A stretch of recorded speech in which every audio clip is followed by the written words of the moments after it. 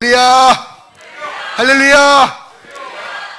저기 뒤에 조명을 누가 했는지 모르지만 환해서 좋아요. 이 앞에서 문자가 항상 캄캄했는데 사람들 얼굴이 잘 모습이 보이지 않았어요. 네, 감사합니다. 어둠보다 빛이 좋아요. 그렇죠? 어둠보다 밝음이 좋고, 그래서 조명학적으로 심리학자들이 말합니다. 집안에 전등 아끼려고 하면 심리적으로 사람이 심리가 많이 약화돼요. 침체된다 이거예요. 될 수 있으면 집안의 전등이나 여러분 또 자녀들의 방에 전력을 아끼는 건 좋지만 될 수 있으면 투자를 하십시오. 요즘 좋은 거 많이 나오잖아요. LED 등으로. 애들의 학습 효과도 올라가 뿐만 아니라 근데 심리적으로 안정감을 얻을 수 있다는 게 학자들의 이야기입니다. 네. 결코 전략이 좋은 것은 아니에요. 네.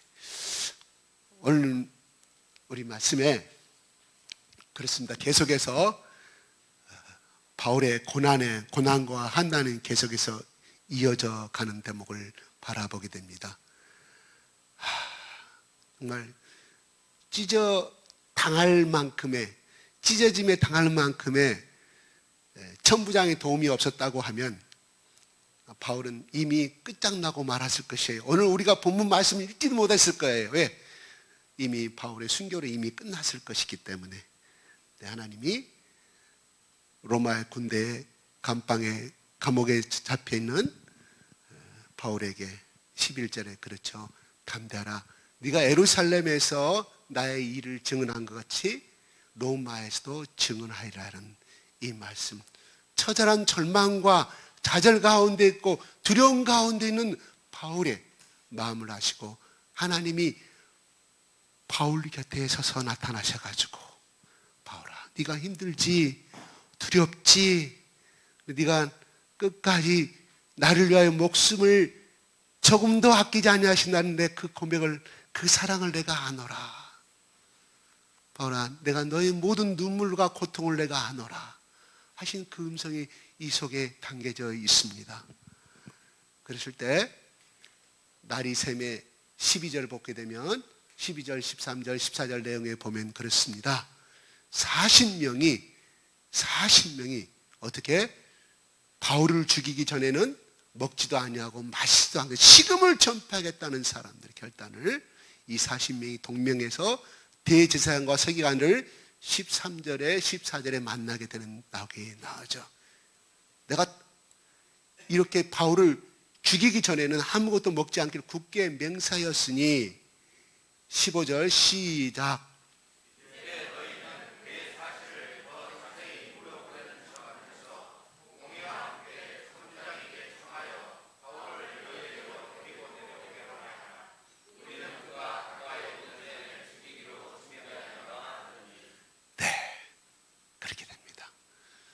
이 40명이 뭐예요? 죽이기를 결단했던 사람 아니겠습니까? 대제사장과 서기관들을 쫓아간 것은 부탁하는 면도 있지만 바울을 다시금 로마의 천부장한테 이야기해가지고 다시 물을 말이 있으니 청하여 주소서 오는 도중에 숨었다가 죽여버리겠다 이거예요. 그러면 이 사람들은 죽이기로 결단한 이 열렬한 이 열정은 대제사장과 서기관들보다 앞서 있다 이 말이에요. 대제사장 서기관들을 못 믿겠다 이 말이에요. 너희들의 행위를 보니 하나님의 이 율법을 어기고 하나님의 계명을 어긴 사람을 굳이 우리가 시민자에 있지만 그렇게 재판 절차를 하려고 하는 당신들을 봤을 때는 결국은 지금까지 했던 처럼 베드로가 감옥에서 풀려나고 바울이 풀려난 것처럼 또 풀려날 가능성이 있으니 우리가 당신들을 믿지 못하겠다. 우리가 결단하겠다고 하는 사람들이 이 사람들입니다. 대단한 사람들입니다. 먹지도 아니하고 마시지도 않겠다. 시험 전폐를. 누구를 위해서? 바울을 죽이기 위해서. 그게 그들에게 하나님의 사랑, 여호와 하나님을 율법을 계명을 지키는 것이고 사랑하는 방법으로 생각했다는 것입니다. 그래요. 결국은 이들의 선곡은 이들의 작전은 실패하고 마는 것이 오늘 본문의 말씀입니다. 누구 때문에? 바울의 생질 때문에. 바울의 조카.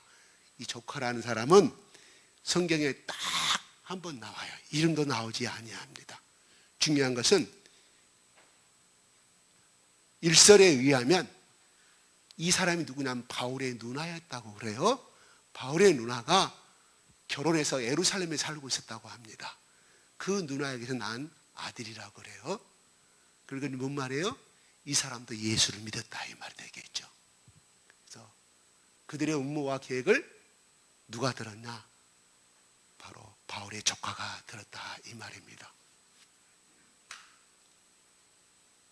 그래서 결국은 16절에 시작.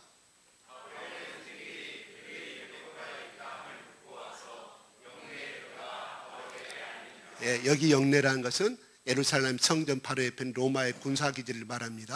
17절 읽겠습니다. 시작.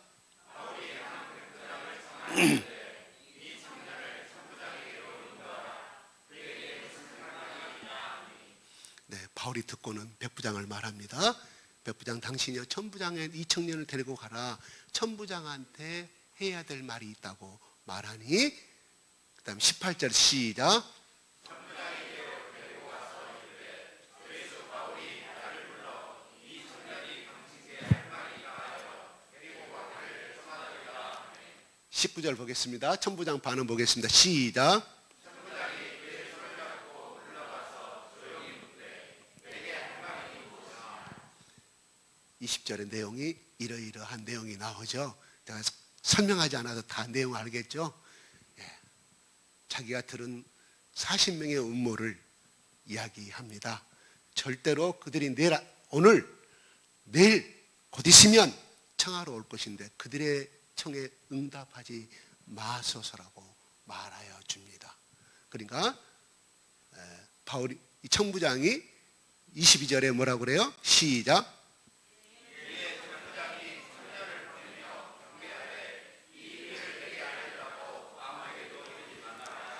천부장이 오히려 비밀을 지켜달라고 말합니다. 그죠? 바울이 부탁해야 되고 이 조카가 부탁을 해야 돼요. 이 말을 내가 천부장님 각하게 예루살렘 사령관이에요. 지역 사령관. 절대 말하지 마세요 해야 되는데 천부장이 오히려 이 조카한테 말하지 말라고 엄히 부탁을 합니다. 그래서 그 다음에 23절에 보면 시작.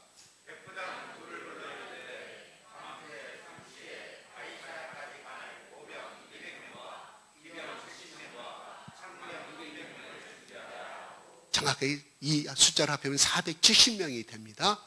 백부장 둘을 불렀어요. 백부장 한 명이 감당할 수 있는 숫자가 그 당시에 약 200명 정도 됐다고 그래요. 두 명을 불렀잖아요. 200명이 좀 400명이 좀 넘습니다. 그런데 천부장이 그 당시에 로마의 역사의 기록에 의하면 천부장이 다스리는 숫자는 몇 명이냐면 1000명이었다고 그래요. 1000명. 그러면 470명이면 몇 프로예요? 47%. 반올림에서 50% 병력을 갖다가 바울 한 사람을 위해서 보호하기 위해서 가이사라까지 보호하는데 천부장이 동원을 해요. 일개 식민지 한 초라한 노인을 위해서 예루살렘의 치안을 담당해야 할 군대들을 50%를 동원하여서 가이사라까지 안 나게 만드는 내용이 오늘 본문에 나옵니다. 참으로 아이러니한 이야기죠. 도저히 있을 수 없는 이야기예요. 대여섯 명, 10명 정도 보호해서 보내는 거 50명 정도, 그까지는 이야기했는데 50% 병력, 만약에 거기 병력이 가이사라까지 약 108km라고 그럽니다. 8km까지 많은 시간이 소요되고 많은 약 이틀이란 왕복 따지면 이틀 정도 3일 정도 시간이 비는데 만약에 그때 예루살렘 내에서 로마의 독립운동하는 예루살렘에 독립하는 유대인들이 일어나가지고 반란을 일으키면 진압하기 힘들겠죠. 나중에 천부장한테 의해서 엄한 문책을 따를 수 있는 문제가 될 수 있잖아요. 그죠? 굉장히 엄청난 이런 병력 이동입니다. 너무 가한 정도가 아니죠. 너무 오바해. 이게 무슨 로마의 그 어떤 지휘관을 보호할 정도면 또 이해를 하겠는데, 참으로 이렇게 해 가게 되는 장면이 나옵니다. 그러면서 24절에 보면은 시작.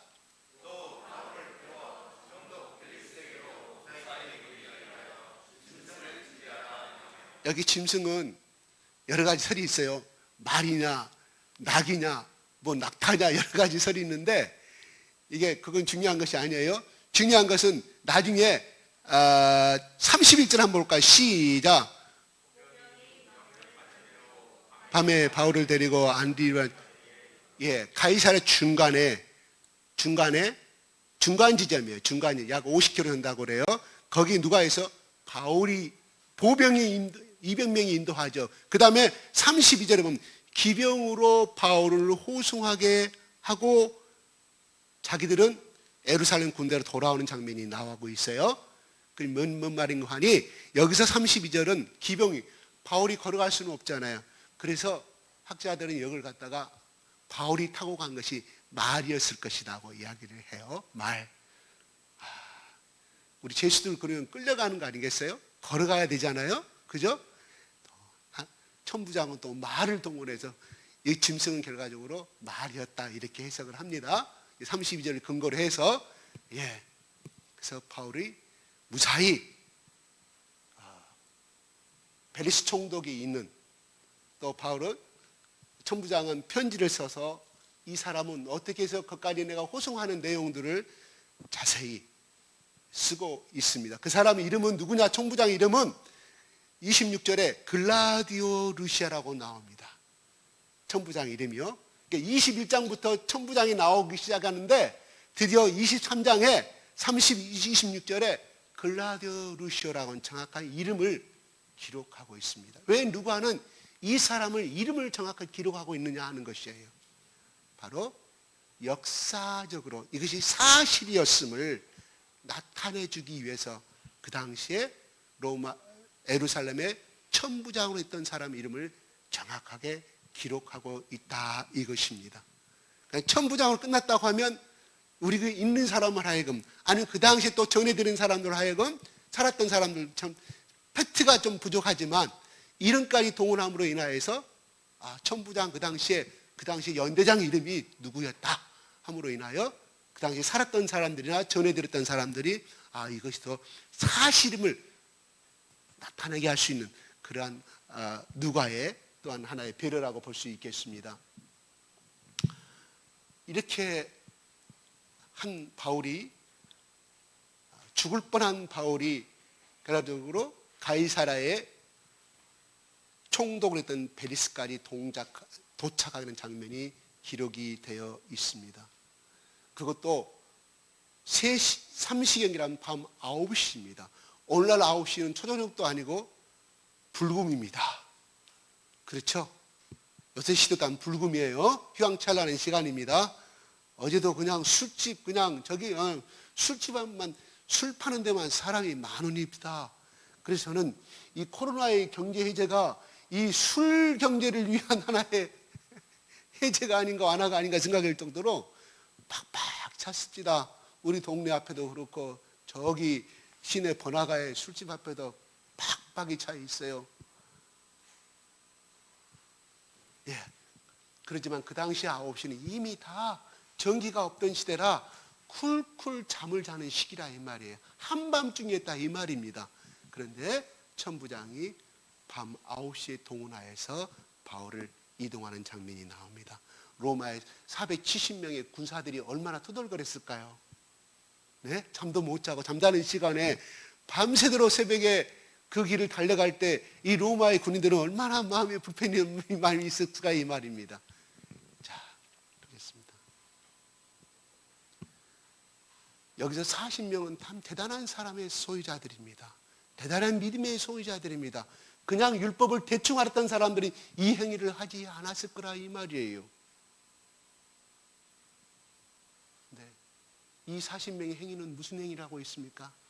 한 사람의 생명을 죽이는 일을 하고 있습니다. 그렇지만 그들의 성공이 실패했던 것을 우리는 압니다. 바울이란 조카를 통해서 하나님은 일을 하셨고 그 계획이 두통나게 마셨고 결국은 그들의 계획이 실패하게 만들었다는 사실입니다. 이 40명의 이름은 누구인지는 모르지만 그들은 땅을 치고 울었을 거라 이 말이에요. 씩씩거리고 바울이 가이사랴까지 관계된 것을 알고 씩씩거리면서 했을 거라 이 말입니다. 그들은 생명을 죽이는 일에 앞장섰다 이 말이에요. 한 사람의 저주와 한 사람의 일생의 실패를 좌절시킨다 앞장선 사람이었습니다. 그들의 계획은 실패였고 그 뒤로 성경은 이 사람들이 일생에 대해서 나오지 아니합니다. 한마디로 그들은 적어도 바울을 죽이는 일만큼은 실패한 인생이었다 이 말입니다. 그들 속에는 시기와 그들의 속에는 하나님의 율법을 지키는데 최선으로 생각했다고 하지만 한 생명을 처참하게 바울이 죽었을 때는 보십시오. 바울 한 사람의 슬픔이겠습니까? 안디옥교회 수많은 사람들이 비탄에 쌓였을 뿐만 아니라 더 깊이 들어가서는 그들의 혈족인 그들의 부모와 그들의 조카들과 거기에 혈육들은 얼마나 많은 슬픔에 비참함에 잠기게 된 그 역할을 하게 된 사실을 그들은 몰랐다 이 말입니다. 우리가 세상을 살고 한 직장에 뿐만 아니라 한 직장에 들어갈 때는 입사 등기로 한 동역자가 되고 한 신입자가 열심히 애로사항을 서로 상관에 대해서 푸념을 하지만 나중에 1년이 지나고 5년이 지나고 10년이 지나면 결국은 위로 올라가면 올라갈수록 서로의 경쟁자가 되고 그 사람을 짓밟아야만이 내가 승진할 수 있는 길이 오늘날의 모든 구조 아니겠습니까? 그래서 40세까지는 다 똑같이 승진하지만 마지막 41에 45세 이사가 되는 사람은 그 중에 확률이 2%도 안 됩니다. 나머지는 다 옷벗어야 됩니다. 이게 오늘날 현장입니다. 그렇기 때문에 서로 경쟁해야 되고 서로 시기해야 되고 때로는 같이 그 자리에서 모여서 이야기하다가 A란 상관에 대해서 서로 모함을 하고 욕을 했지만 결국은 그 승진을 갖고 온 생각을 갖고 온 사람은 밤에 몰래 그 상관한테 일러 바쳐서 A, B, C라는 사람이 이런 말을 합니다. 그 사람은 다음에 진급 때 여지없이 칼이겠죠. 이게 오늘날 우리의 현실입니다. 우리 예수 믿는 사람, 직장에 조직생활하는 사람, 남의 헌담에 끼어들지 마십시오. 절대로 입을 다무시고 상대의 입을 막아주십시오. 그런 말 하기나 그런 말 하지 말라고 그분이 얼마나 훌륭한 사람인가를 속에서는 불글불글 끓지만 긍정적인 말을 해주십시오. 왜요? 신문대로 걷습니다. 신문대로 걷어요. 그러나 내가 선한 씨앗을 심은 사람은 그 심은 씨앗대로 열매를 맺으실 줄 믿으시기 바랍니다. 오늘 본문의 말은 바울이 윤리와 도덕 때문에 이렇게 핍박을 받습니까? 아니옵니다. 복음을 전함으로 인하여 나오는 것입니다. 오직 예수를 증거하면서 받는 핍박입니다. 그러나 우리 혀를 잘못 눌려서 내가 진급에 문제가 발생이 되고 내가 어떤 조직의 사회에서 또 어떤 대인관계에서 손해를 오는 것은 하나님 앞에 하소할 길이 없어요. 왜요? 내 혀로 악을 씨앗을 심었기 때문입니다. 그래서 우리 하나님 원망할 수 있습니까? 내가 심었는데요. 내가 심은 대로 받는데요. 근데 우리 그리스도의 사람들은 이걸 핍박으로 오해한다 이 말이에요. 내가 그리스도를 복음을 증거함으로 인하여서 그 사람에게 내가 받는 핍박은 하나님 앞에 선한 일이고 아름다운 일이라고 베드로전서 2장 19절부터 24절까지 기록이 되어 있어요. 아름다운 일이란 것은 뭐냐? 고난을 위하여 아름다운 일은 하나님의 은혜라고 말씀하였습니다. 그런데 우리가 한 조직에서 어떤 단체에서 이 혀를 잘못 눌리면서 불이익을 받았을 때는 하나님의 핍박이 아닙니다. 하나님의 선한 일이 아닙니다. 내가 왜 이렇게 되었는가를 하나님 말씀 가운데 다시 한번 무릎 꿇고 서야 필요가 있다는 사실입니다. 그래서 제가 여기 있다가 다른 교회로 옮겨간 어떤 집사님이 제가 그런 말을 하기를 절대로 집담소고 했습니다. 절대로 그렇게 하지 말라. 어떤 말을 할지라도 절대로 그 사람의 입에 동조하지 말라. 그 사람이 나쁘다는 건 다 알지만 절대로 우리 그리스도의 사람은 절대로 해서는 안 될 일이 있다는 것입니다. 선한 씨앗을 삼아. 예수님도 바울도 그들을 향하여 대항하지 않았지 않습니까? 그냥 죄가 없음에도 불구하고 아름다운 그 길을 갔다 이 말입니다. 혹시 베드로전서 2장 19절부터 24절 한번 찾아주시면 한번 다시 한번 읽어보겠습니다. 찾아주십시오. 제가 말씀을 안 줬는데요, 시간이 좀 가다 꼭 읽을 필요가 있습니다. 베드로전서 2장 19절부터 24절 찾을 수 있어요? 올릴 수 있어요? 예, 시작.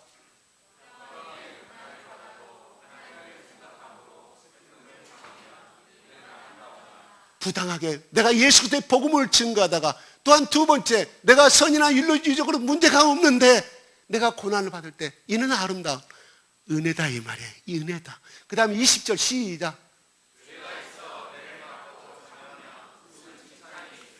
스톱. 이게 내가 악의 씨앗을 심었다 이 말입니다. 누구로? 내 입술로. 그런데 시작.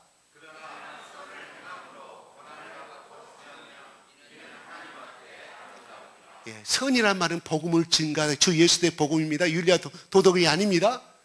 고난을 받고 참으면 니는 하나님 앞에 은혜다 이 말이에요. 은혜다. 예수의 복음을 증가하다 그걸로 인해서 핍박을 받고 모함을 당하고 누명을 쓰는 건 하나님의 은혜다 이런 말입니다. 21절 시작.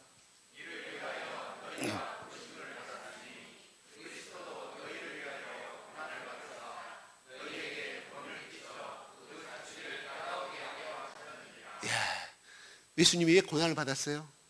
바로 하나님 의를 위한 것이었지만 바로 내가 이 땅에서 내가 당한 그대로의 모습을 행하고 그 십자가를 따르게 하기 위해서 본을 보여주셨다 이런 말입니다. 22절 시작.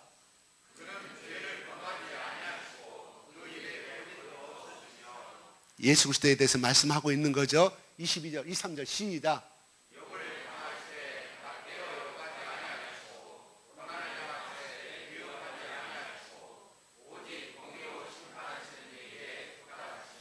침뱉음을 당하고 모욕을 당하고 누명을 당하였다 할지라도 그들에게 이는 이다 눈은 눈이다 대항하지 아니하셨다 이 말이에요. 왜?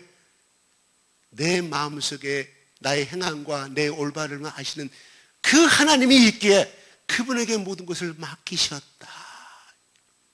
우리 그리스도인들이 직장에서 사회에서 행해야 할 것이 바로 이 행인 줄 압니다. 대항하지 마십시오. 같이 욕하지 마십시오.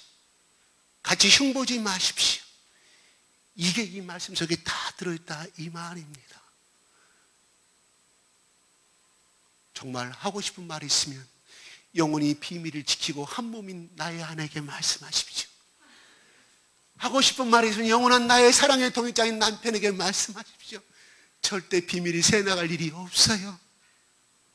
동료에게 말하면요 나중에 고과점수에 다 문제가 돼요. 왜? 티오가 한 명이에요. 예를 들어서 내년에 진급할 사람이 한 명이에요.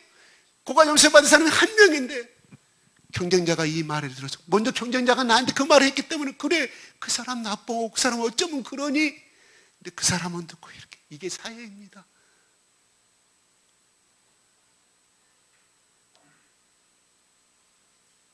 제가 혹시나 우리가 그런 것에 행여나 꼬여 넘어갈까봐 제가 높아져서 말합니다. 저의 경험담입니다. 예.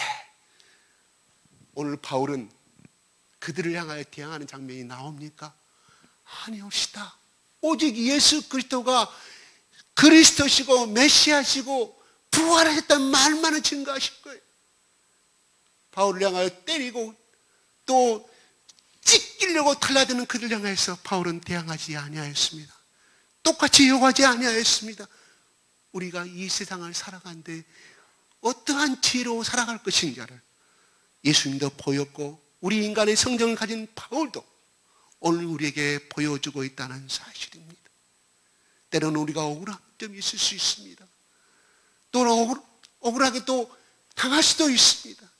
그러나 하나님이 나를 아시기에 오늘 바울도 그들이 죽이려고 하였지만 결국은 그들의 손아귀에서 벗어난 장면을 바라보게 됩니다. 바울은 우리가 여기서 세 가지 것을 바라보게 됩니다. 그들이 40명만이 바울을 죽이려고 했을까요? 아니옵시다. 정말 그들의 주동자들은 누구입니까? 바로 대제사장들과 서기관들과 그 당시에 그들의 기득권 세력이었습니다. 이 40명은 똘마니들이에요. 똘마니. 행동대 조폭으로 따지면 뒤에서 그런 배후 세력이 지지해줬기 때문에 이 40명이 나와서 일을 행하고 있음을 바라보게 됩니다. 우리도 마찬가지입니다. 우리에게 악을 대하고 우리에게 대항하는 세력은 바로 그 뒤에 있는 마귀의 세력을 바라봐야 됩니다. 바로 우리가 그 마귀의 세력을 이길 수 있는 방법은 무엇이겠습니까? 하나님의 말씀과 기도입니다. 내가 하나님 앞에 우뚝 서 있으면 어떠한 핍박이 다가온다 할지라도 하나님께서 우리를 도우실 거란 사실입니다. 그들이 어떤 음모를 꾸민다 할지라도 내가 하나님 앞에 정직하고 내가 하나님만에 매달려 있는 사람은 하나님이 잠시 고난은 있을 수 있다 할지라도 하나님 평안과 축복의 길로 인도하실 줄로 믿습니다. 그게 요셉의 길 아니겠습니까? 그의 형들이 얼마나 시기했으면 죽이려고 했겠습니까? 그러다가 노예상에 팔려서 또 노예상에 가서 그가 성실하게 일하였는데 여인이 또한 그만두지 아니합니다. 그러나 요셉은 오직 하나님만을, 왜? 내가 하나님 앞에 나의 마음을, 나의 정직함과 내가 하나님을 얼마나 사랑하였고 내가 도덕적으로 인류 죄를 범하지 아니함으로 말미암아 하나님이 그 길을 인도하실 것을 요셉은 알았다 이 말입니다. 언제 알았어요? 그 당시는 몰랐죠. 자기 형님들을 바라보고 형님들이 와서 무릎 꿇고 바라보고 그때서야 요셉이 15년이 지나서 형님들이 나를 노예로 팔았지만 그것은 하나님의 위대한 섭리였습니다. 요셉이 그때 다 깨닫고 펑펑 우는 장면이 우리 출애굽기 말씀을 배웠지 않습니까? 창세기 말씀. 그렇습니다. 하나님만이 나의 길이요 빛이라는 사실을 하나님만 의지하고 갑시다. 시부모가 나를 억울하간다 할지라도 하나님이 공경하라고 해서는 최선을 다하십시다. 그러나 언젠가 이 마음을 하나님께서 그들의 마음을 감동시켜서 해결해 주실 것을 믿고 가십시다. 그러나 내 힘으로 가서 논리적으로 따지면 시부모는 또한 장인 장모는 나를 저 나쁜 놈의 사이, 저 나쁜 놈의 며느리 감히 나한테 어른한테 대들다니 감정밖에 안 남아요. 눈물로 기도하는 하나님께서 그들의 마음을 바꾸실 거라 이 말이에요. 오늘 그 말씀이 여기서 나오는 거예요. 천부장이 어찌하여 476군대변 50%를 동원하여서 가이사까지 동원하냐 이 말이에요. 바울이 요청했습니까? 바울이 그들을 향해서 천부장이 도와달라고 말한 적이 있습니까? 아니었습니다. 바울이 도와달라는 대목은 한마디도 나오지 아니합니다. 천부장, 하나님이 천부장의 마음을 감동시켜 주신, 무슨 감동이요? 그래 하나님이 개입했다는 말은 맞습니다. 그러나 여기까지 오기까지는 바로 21장부터 천부장이 바울 그들의 재판 가운데 그들을 서기관들과 대화하는 가운데 바울의 행동과 바울의 논리와 바울의 고백하는 걸 봤을 때 도무지 바울은 선한 사람이고 정말 나는 하나님을 모르고 나는 로마 사람이지만 바울이야말로 참 착한 선한 사람이고 그는 감명을 받았다 이 말이에요. 하나님 앞에 살고자 하고 그들의 핍박 가운데도 돌 던지지 아니하고 태양하지 않은 그 바울의 인격에 감동을 받았기 때문에 하나님의 그 인품을 보게 만드셔서 천부장의 마음을 하나님이 감동시켰다 이 말입니다. 만약에 바울이 그들과 같이 똑같이 욕하고 똑같이 주먹질하고 했다고 하면 천부장이 이렇게 감동받았을까요? 하나님이 그의 마음 가운데 역사했을까요? 아닙니다. 우리는 여기서 하나님의 역사라고 분명히 말합니다. 분명히 맞습니다. 하나님의 개입하신 맞습니다. 그러나 바로 하나님이 개입하기 전까지의 바울의 그 인격과 그 고상함과 예수 그리스도가 누군지는 모르지만 그분을 위해서 선함을 다하는 그 얼굴의 인격 속에서, 그 고백 속에서 천부장이 감동을 받았다, 이 말입니다.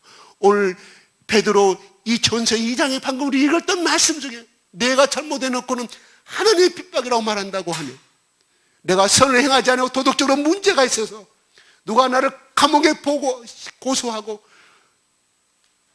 재판에 보고해서 한다고 하면 그를 우리는 내가 핍박이고 고난을 할 수 있겠습니까? 아니옵시다. 자기가 저지른 죄 때문에 그렇다, 이 말입니다. 오늘날 우리가 신문에 가끔 매스컴을 장식하는 장면이 우리는 얼마나 많이 나옵니까? 교회에 관한 것입니다. 얼마나 많이 나옵니까? 윤리적으로 도덕적으로 문제가 있기 때문에 나오는 문제 아니겠습니까? 오늘날 우리의 현실입니다. 그걸 핍박이라고 고난이라고요? 아니옵시다. 정당한 재판의 법의 결과라고 저는 생각합니다. 우리의 삶도 마찬가지입니다. 내가 법을 어기고 도덕적으로 문제가 있어서 내가 어떤 사람이 시달림 당한다고 하면 하나님이 너의 죄를 깨닫게 해서 주시는 문제로 받아들이시기 바랍니다. 내가 그거를 잘못 심었기 때문에 온 결과 아니겠습니까? 그런데 우리는 잘못해서 가고, 우와, 내가 하나님 앞에 의로워서 내가 고난받는다고 생각하는 것은 큰 잘못이라, 이 말이에요. 자기를 미화시키는 거예요. 정당화시키는 거예요. 하나님이 그걸 원하십니까? 아들아, 딸아, 보아라. 네가 그런 행위를 성경에 나와 있지 않느냐? 현대 율법에, 현대 법의 형사법에 나와 있지 않느냐? 그러놓고도 하나님의 은총을 바라느냐? 잘못된 신앙입니다. 잘못된 신앙입니다. 이게 인격이 잘못된 신앙이라, 이 말이에요. 그래서 어떤 사람이 새롭게 하셔서 나왔답니다. 이렇게 고백합니다. 너 때문에 예수 믿기 싫었다. 그 말을 듣고 충격을 받았다는 거예요. 충격을. 자기는 몰랐는데 뭐 때문이냐 물어보니 이런, 무릎 꿇고 빌었다는 거예요. 우리도 그렇다는 거예요. 우리도 그렇게 하는 것이 얼마나, 우리가 전도하고 행하는 것은요, 내가 예수 믿기 때문에 행하는 것이 아니에요. 예수님이 이 땅에 오셔서 낮아지셔서 비천한 신분에 헛스러 오셔가지고 그 눈높이가 더 낮아져서 무릎을 꿇고 전도하니까 그분 그 삶을 행하였기 때문에 위대한 삶이라, 이 말이에요.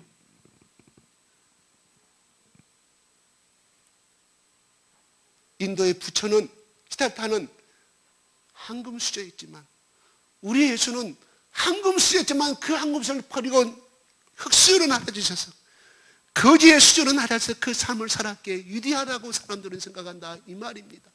우리도 현장의 삶 속에서, 조직 삶의 속에서도 마찬가지입시다. 그들을 대할 때 무릎까지 낮아져서 섬기는 자세로 행하시기 바랍니다. 물론 항상 그렇다는 거 아니에요? 적어도 복음을 전하는 입장에서는 그러한 사랑의 섬김이 없을 때는 그들은 감동받지 아니합니다. 제가 엊그제 밤에 저희 아내랑 밤에 산책하다가 초등학생 두 아이를 만났습니다. 제 속에 복음을 증거하자는 마음이 생겨서 너희들이 예수 믿고 천국 가자 하니 그들이 뭐라고 하는지 아세요? 나는 부처를 믿어요. 나는 힌두교를 믿어요. 이야기하는, 나를 공격하는데 어린애들이 정말 똑똑합니다.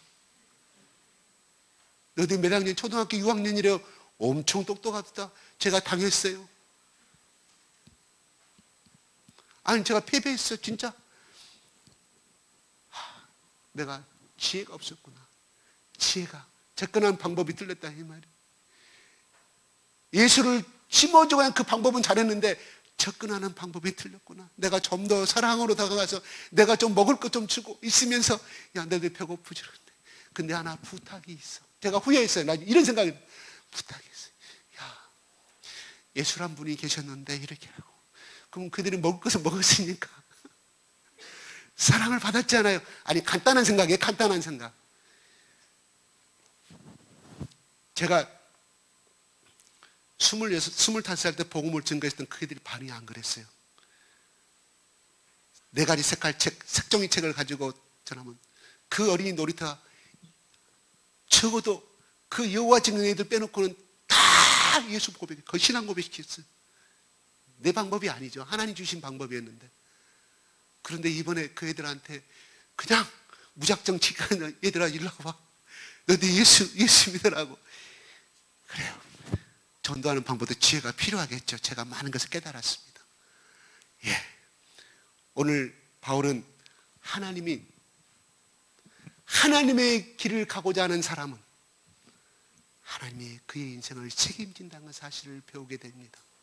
그가 어떤 환경에 있다 할지라도 하나님께서 하나님의 손으로 뽑아다가 천부장이 22장에 그냥 그들을 죽이려고 하니까 바울을 죽이려 하나님께서 군대를 동원하여서 천부장의 명령을 입술을 통하여 로마의 영내로 건져내지지 않습니까? 그렇습니다. 또한 바울은 그 500명이 동원하는 군사조직에 바울의 돈은 하나도 안 들어갑니다. 그렇습니다. 내가 하는 방법은 고생 찌빵하니 하고 실패가 되지만 하나님이 하시는 방법은 돈 한 푼 안 드리고 말을 타고 영내로 들어갑니다. 이게 하나님의 방법입니다. 바울은 오직 예수 그리스도를 위한 인생이었기 때문에 하나님이 그 인생을 책임져 주시고 모든 비용과 모든 것을 인간의 손을 동원하여서 행하시는 것을 우리는 보게 됩니다. 하나님을 위하여 돈을 버는 것을 우리는 날마다 고생하십시다. 고백하십시다. 제가 농담으로 아침에 이렇게 말합니다. 오늘도 나의 아내의 품위비비와 인격활동비와 취미생활을 위해서 나는 오늘도 돈을 벌러 간다고 고백합니다. 제 아내한테 사랑받기 위해서 하는 소리죠. 그럴 때 있잖아요. 기쁨이 별로 없어요. 그런데 나가면서 오늘도 내가 하나님의 영광을 위하여서 내가 오늘도 아침에 출근하러 가노라고 기분이 그렇게 좋습니다. 내 아내를 위해서 한 것도 물론 기분이 좋지만 하나님을 위해서 한다는 건 기분이 달라요. 아침마다 그렇게 고백하고 갑니다. 혹시 여러분 한 번도 그렇게 하지 못하신 분, 첫째는 아내의 기분을 좋게 해야 만들어야죠. 오늘도 나의 아내를 위해서 아내의 생활비와 아내의 옷을 사 입는데 아내의 금목걸이를 사기 위해서 나는 오늘 나간다고 그 이야기를 들었을 때 아내가 기분 좋을까 나쁠까? 좋아하겠죠. 그것이 빈말인지도 알지만. 그런데 또 한편은 내가 하나님의 영광을 위해서 나간다고 고백하십니다. 기쁨이 확 뛰어요. 내 속에 엔도핀이 확 올라가요. 안 하신 분은 한번 해보세요. 예, 그렇습니다. 오늘 우리가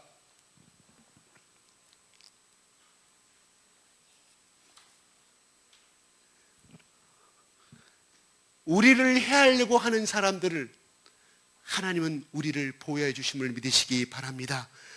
여호와는 나의 목자신 내게 부정함이 없다는 말씀을 우리는 너무나 잘 압니다. 내가 살고 죽는 것은 하나님의 손에 달려있음을 믿으시기 바랍니다. 어떤 사람은 천진난만할 때 죽어갈 수 있어요. 어제 저는 제 아내랑 거기 양림동인 그 산에 올라갔어요. 선교사님 묘지에 2살에 죽은 사람이 있고 1살 만에 죽은 사람이 있고요. 선교사 자녀들 3살 만에 죽은 사람이 있고 5살만 죽었을 때 그 선교사들의 마음 가운데 찢어지게 아팠을 거 아니에요. 예수의 복음을 위해 이 한국 땅에 왔는데 그 풍토병과 콜레라에 죽어가는 자기 자식들의 그 죽음 앞에서 하나님 감사합니다, 하나님 감사하는 그런 부모가 있을까요? 얼마나 마음이 아팠을까요? 하나님의 뜻이라고 하지만 그들이 이국 땅에서 이 낯선 땅에 와서 죽어가는 그 아들, 딸들의 그 모습, 이 죽어가는 모습에 해결해 주지만 부모의 마음은 얼마나 아팠을까요? 그래, 우리는 어떻게 그걸 해석해야 될까요? 그렇습니다. 우리는 그 하나님의 세계를 이해할 수는 없어요. 그러나 분명히 뜻은 있었을 거예요. 어떤 분들은 내 자식을 이 땅에 묻었기 때문에 하나님이 네 죽은 자식을 위해서 피를 토하만큼 아팠던 것처럼 사랑한 것처럼 이 나라 이 백성을 죽어가는 이 백성을 위하여 네가 사랑한다고 이 땅에 왔지만 네 자식만큼 이 나라 이 백성을 더 사랑하느냐고 아마 성령의 음성을 들었은 사람도 있었을 거란 말이에요. 그래서 그들은 그 땅에 묻히기를 즐겨했다 이 말입니다. 마지막에 1934년도 일제시대에 왔던 이 장로교 선교사 중에 거기에 몇천 사람 중에 제일 마지막으로 죽은 사람이 있더라고요.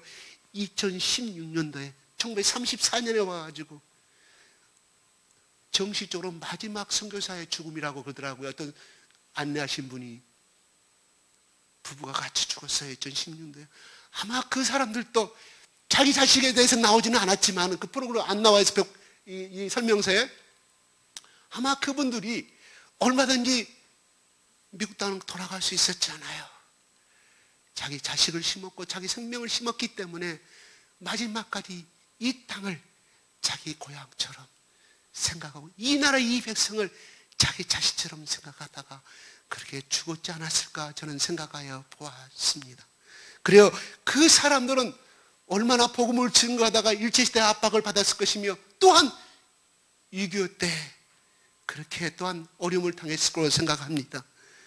거기에 유아래 선교사라는 분은 스페인 교장을 했던 분인데 6.25 때 피난 가자고 다 피난, 다른 선교사 다 피난 갔고 거기에 섬겼던 한국의 믿음의 동자들도 다 피난 가는데 그분만큼은 어찌하여 이 백성이 이 내가 사랑하는 하나님 사랑하는 이 백성이 강주 시민들이가 있는데 내가 갈 수가 있냐 끝까지 가지 않는 나중에는 모순들이 안고 저 남평으로 하순으로 도망갔대요.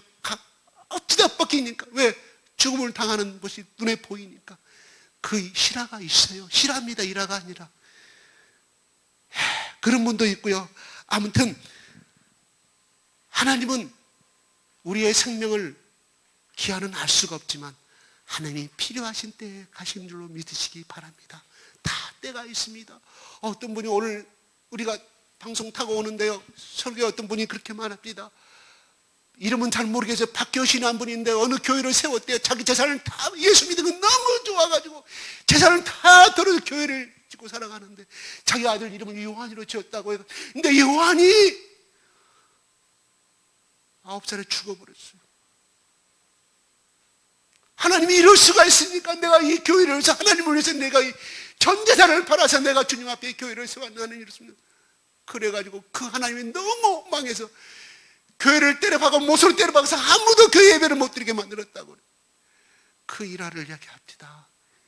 나는 그 뒤에 이야기는 그분의 인생에 대해서 잘 모르겠습니다만 나중에 그 슬픔이 너무 컸기 때문에 그런 이해는 가지만 그렇게 헌신했던 사람이라 10년, 20년이 지나면 그것이 하나님의 뜻이었고 다시금 예수님께서 그 인생을 불러들였을 거 저는 믿습니다. 예, 그렇습니다. 우리가 무참히 죽을 수도 있고 순교자처럼 고문을 당하고 죽을 수도 있습니다. 어떤 죽을 수밖에 없는 절비절명의 상황에 있을지라도 하나님은 그 사람을 쓰시고자 하시면 살려주신다는 것입니다.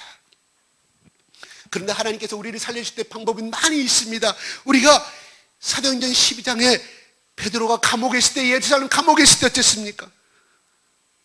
잠을 자고 있을 때 쇠고랑 차고 있을 때 어떻게 천사를 보내서 그 쇠고랑과 그 감옥의 문고리를 다 끌어서 살려주는 방법이 있지 않습니까? 또한 사도행전 16장에 보면 바울과 실라가 찌든하게 피 맞고 찌든하게 피가 흘려서 감옥에 갇혀 있을 때 지진이 일어나서 빌립보의 감옥의 문을 열어보는 사건이 나오지 않습니까? 그러나 오늘 본문은 또 어떻게 합니까? 오늘 본문은 천사를 보내거나 지진을 일으켜서 하는 방법이 아니었습니다. 천부장의 사람의 마음을 감동시켜서 살리는 방법을 바라보게 됩니다. 또한 바울의 생질의 마음에 그 눈과 귀를 열어서 그 계획과 그 소문을 듣게 만들어서 하나님이 살리신 장면도 바라보게 됩니다. 죽음의 위기에서 깨주는 하나님의 방법은 다양다양하다는 사실을 우리는 바라보게 됩니다. 우리의 삶 가운데서 여러분이 직장을 잃었거나 또한 어떤 사업을 하다가 또한 침체되었다 할지라도 또한 여러분의 가정에 정말 찢어질 그만큼 광야 같은 찢어지는 아픔이 있다 할지라도 하나님을 사랑하는 사람은 하나님이 때가 되시면 살리심을 보게 된다는 사실입니다. 우리 가운데 우리 집사님들 가운데 우리 성도들 가운데 마지막 숨을 거두기 전까지 이러한 기적의 과 하나님이 함께 하시는 이런 축복의 삶이 많이 일어나기를 주님의 이름으로 축복드립니다. 또한 우리가 다 그 사람은 안 된다고 하지만 인간의 눈에는 그 사람 죽었다고, 그 사람은 아무로서 끝났다고 말하지만 하나님이 살리시는 것도 우리는 바라보게 됩니다. 하나님께서 이처럼 우리의 각자의 삶에 하나님이 간섭하시고 통치하시는 축복된 우리 모두가 되었으면 좋겠습니다. 바로 바울이 살 수 있었던 것은 그는 예수 그리스도 안에서 위대한 비전을 가진 사람이었습니다. 그는 성령께서 주시는 위대한 꿈을 가진 사람이었습니다. 그렇습니다. 우리 속에 하나님을 위한 위대한 비전과 꿈을 가지고 간 사람은 중간에 실패와 좌절은 있어야 할지라도 하나님이 그에게 주신 꿈과 비전은 하나님의 계획이었기, 하나님이 그 꿈을 다 이루시 전까지 여러분을 고난에다 빠뜨리기도 할 수도 있고 한만 가운데 빠뜨릴 수도 있고 분열 가운데 빠뜨릴 수 있죠. 그 꿈과 비전을 도전을 갖고 꿈과 비전을 가지고 도전하는 사람은 하나님이 어떠한 위험 가운데 있다 할지라도 요셉처럼 하나님이 그 꿈을 바라보게 하시고 손에 보이는 결과를 보게 하실 줄로 믿습니다. 기도하겠습니다.